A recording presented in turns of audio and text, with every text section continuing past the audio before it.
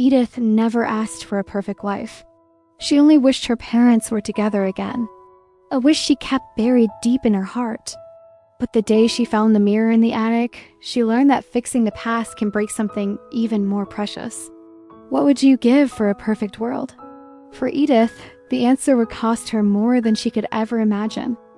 This is the tale of Edith's wish, and the night she learned what truly matters.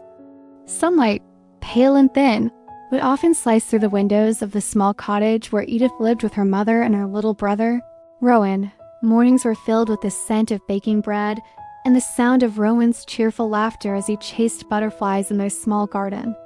Edith would help her mother knead the dough, her hands dusted with flour, a smile always ready on her lips. They laughed, they cooked, they managed to build a life from the pieces they had left.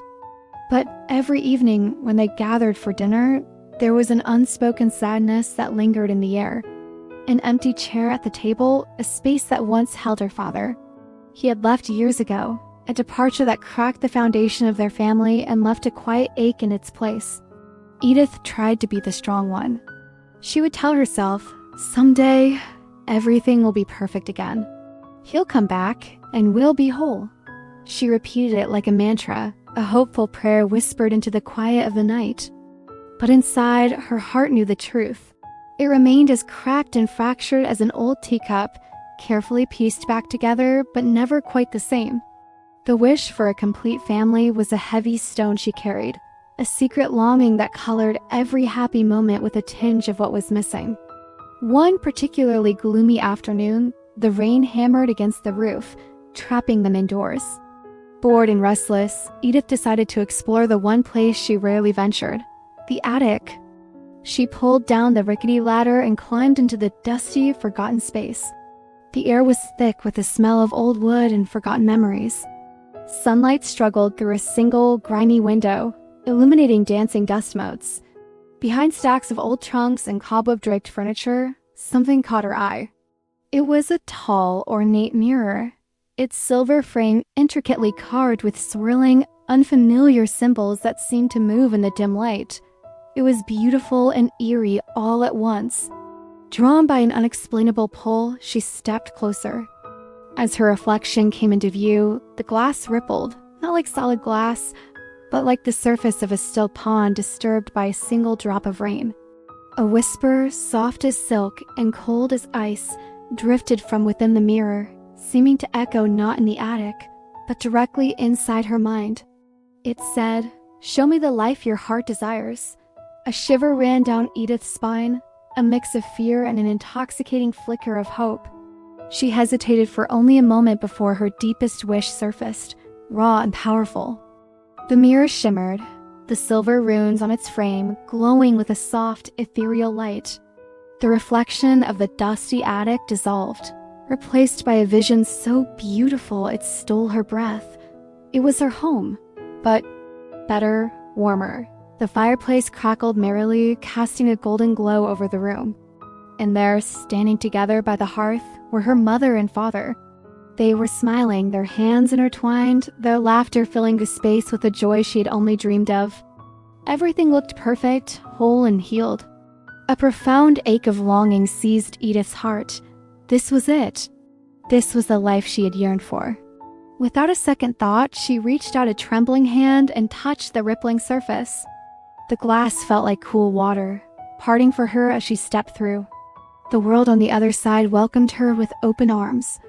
The warmth was real. The scent of her father's pipe tobacco was real. For one blissful, breathtaking moment, she felt complete. The broken pieces of her heart clicked into place. But then a cold dread began to seep into the warmth. She had hugged her parents. She had basked in their love, but someone was missing. She turned, her eyes scanning the perfect room, and realized with a jolt, Rowan wasn't there. Panic began its icy climb up her throat. "Rowan!" she called out, her voice trembling. "Rowan, where are you?" She ran from the living room, her footsteps echoing unnervingly in the quiet house. She searched every room, her calls growing more frantic, more desperate. His favorite reading nook was empty. The garden swing was still. Finally, she threw open the door to his bedroom. The room was pristine, but lifeless. A thin layer of dust coated the wooden toys on the shelf. The sunlight slanting through the window seemed frozen, suspended in time. It was a room untouched, a space holding only memories.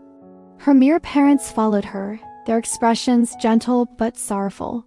It was her mother who finally spoke, her voice a soft, painful whisper. "Oh, my sweet Edith, you must be confused. Rowan, he didn't survive the illness years ago. It was a terrible time."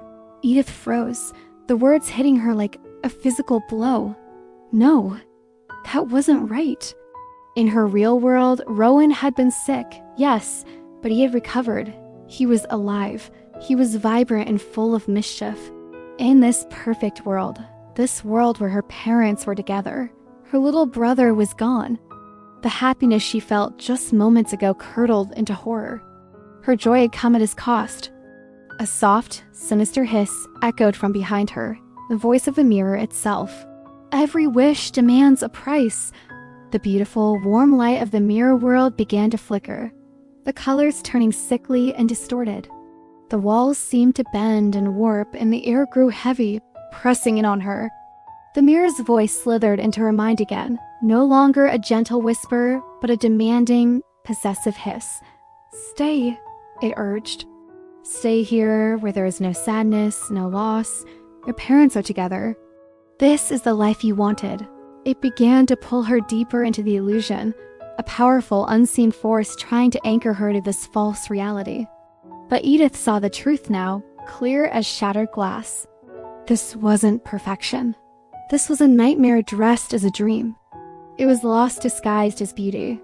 Tears streamed on her face, hot with grief and fury. She planted her feet, fighting against the pull. "My life isn't perfect," she shouted, her voice cracking with emotion. "But it has the people I love. It has Rowan." As she screamed the words, a tremor ran through the mirror world. A hairline crack appeared in the air, then another, spreading like a spiderweb. The false world fractured around her. The roaring of a furious wind filled her ears, and the perfect scene dissolved into a storm of purple light and shattering illusions. With a final explosive burst of light, she was thrown backward, tumbling through the rippling surface and out of the mirror's grasp. Edith woke up with a gasp, her body trembling on the cold, wooden floor of the real attic. The scent of dust and rain filled her lungs. Sunlight, real sunlight, streamed through the grimy window. The door to the attic burst open, and a small figure scrambled up the ladder. It was Rowan, his face flushed, his laughter breathless. "Edith, I found you. Mom said you were hiding." He threw his arms around her neck, alive, warm, and wonderfully real. A moment later, her mother appeared, her face etched with concern. "Edith, honey, are you all right?" She knelt and wrapped her in a warm, comforting embrace. Edith clung to them both, her mother's strength and Rowan's vibrant life, and sobbed with overwhelming relief. The empty chair at the table didn't seem so tragic anymore. The cracks in her heart didn't ache with the same intensity. She no longer wished for a perfect past.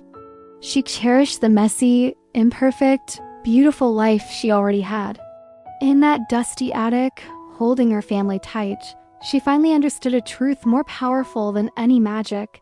Trying to change the past can steal the things that matter most in the present.